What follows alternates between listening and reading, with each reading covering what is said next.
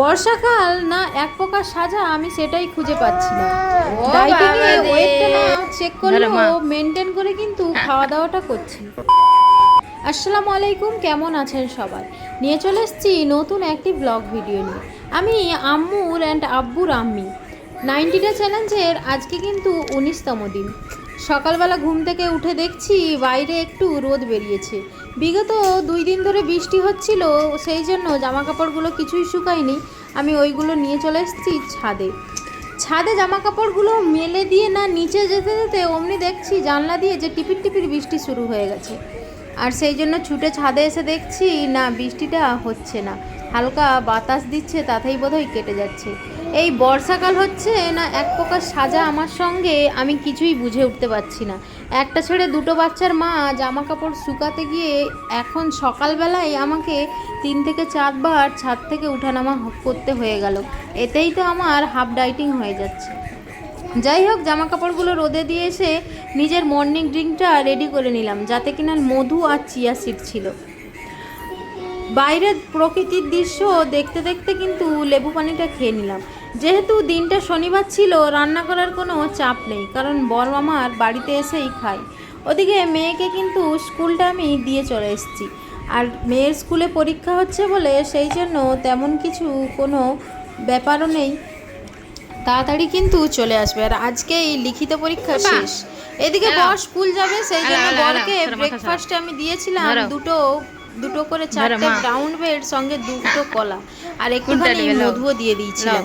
পাপার সামনে নিয়ে যেতে কেমনভাবে করছে তোমরা নিজেরাই দেখো।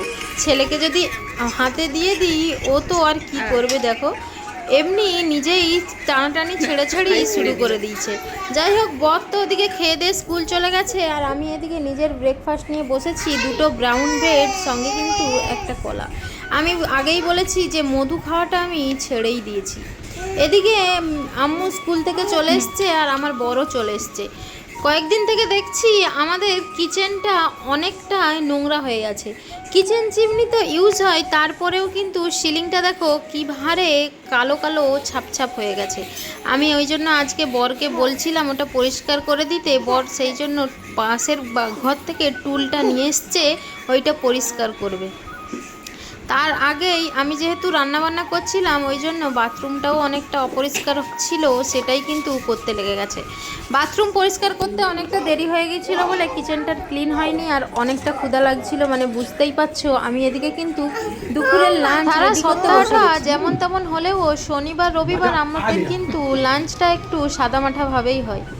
আজকে তেমন কিছু না হলেও কিন্তু অনেকটা স্পেশালভাবেই লাঞ্চটা হলো, যাতে কিনা ছিল টমেটোর ডাল, সঙ্গে একটা কুঁদরির সবজি আর ডিম সিদ্ধ করে নেড়ে নিয়েছি। আর আমার বর আর মেয়ের পছন্দের আম, এই আম থাকলে আর ওদের কোনো কিছু দরকার হয় না।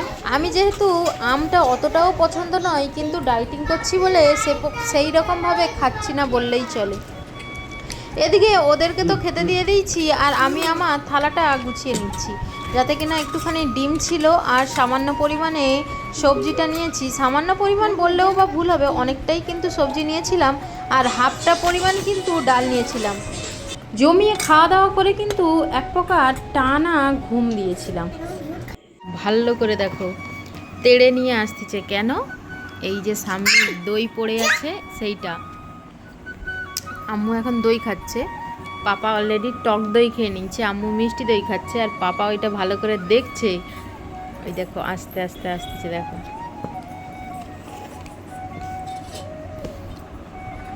যাচ্ছে, আস্তে আস্তে যাচ্ছে, উঠার চেষ্টা করতেছে, যাচ্ছে পাপা পাপা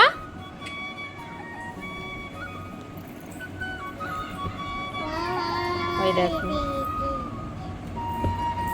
ওই দেখো ওই দেখো ওই দেখো ওই দেখো এসে গেছে, অলমোস্ট এসে গেছে, ওই ওই ওই হাতটা বাড়ালো।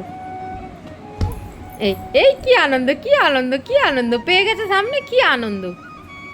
এই না না না, ওটা তোমার জন্য নয়, তোমার জন্য নয়।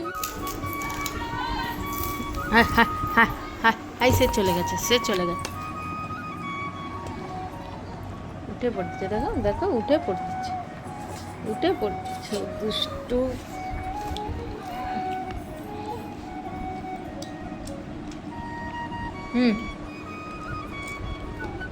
খাবে নি? খেলা দই খাবে নি? আজকে যে দুপুরের লাঞ্চটাই যে স্পেশাল ছিল তা নয়, রাতের ডিনারটাও কিন্তু স্পেশাল ছিল। সেবেলা করা ডাল আর সবজিটা ছিল, এদিকে কিন্তু চিকেন পকোড়া হয়েছিল যেটা কিনা আমার জায়দের দিয়ে গিয়েছিল। এদিকে আম আছে মানে আর কোনো কিছুর দরকার নেই। নিচে পাপা খেলা করছে আর এদিকে ওরা খাওয়া দাওয়া করে নিচ্ছে। তারই ফাঁকে বলে রাখি, আমি কিন্তু ডাইটিং করছি বলে না, বেশ কয়েকদিন ধরেই আমাদের রাতের ডিনারটা অনেকটাই তাড়াতাড়ি সেরে নিই। আর সত্যি কথা বলতে তাড়াতাড়ি ডিনার করে নেওয়া কিন্তু এক পক্ষে ভালোই হয়। এদিকে আমি কিন্তু রাত্রে খেয়েছিলাম সামান্য পরিমাণে মুড়ি, যেটা কিনা ওই যে সবজি ছিল কালকে করা সেটা দিয়ে। আর সত্যি কথা বলতে আমার কিন্তু এই রকম সবজি দিয়ে মুড়ি খেতে দারুণ লাগে। তোমাদের কেমন লাগে সেটা কিন্তু কমেন্টে জানাতে একদমই ভুলো না। এদিকে রাতে দুধ নিয়ে চলে এসেছি, যেটা কিনা মেয়েকে দিয়ে দিয়েছি আর বরকে দিয়ে দিচ্ছি। আর আমার পাপার অবস্থা দেখো, ও তো এক দৃষ্টি দেখে আছে যে কিভাবে ওইটা কাড়ানো যেতে পারে, কারণ ওকে তো আর গরুর দুধ দিই নে, ও তো ব্রেস্ট মিল্ক খায়। সত্যি কথা বলতে বাচ্চাদের বাইরের খাবার না দেওয়াটাই ভালো, যতটা সম্ভব চেষ্টা করো ঘরের খাবার দিতে। আমার আম্মুকে দিয়েছি, এখন আমি আমার পাপাকেও সেইভাবে দিয়েছি। আর একটা কথা না বললেই নয়, সবাই খালি বলে তোমার ছেলে এত রোগা কেন, এত রোগা কেন। তাদেরকে একটা কথাই বলতে চাই, লোক বড় হয়ে ডাইটিং করে যেমন কিনা আমি করছি, আমার পাপা এখন ছোট থেকে এই ডাইটিং মেনটেন করছে, খাওয়া দাওয়ার দিকে নেই, মুখটা সবসময় বন্ধ করে রাখে, সেই জন্য। আজকের মতো এখানেই, দেখা হচ্ছে নেক্সট ভিডিওতে। ভিডিওটা কেমন লাগলো জানিও, আর তোমরা যদি আমার চ্যানেলে নতুন হয়ে থাকো তাহলে প্লিজ সাবস্ক্রাইব করে পাশে থাকো। টাটা, আল্লাহ হাফেজ।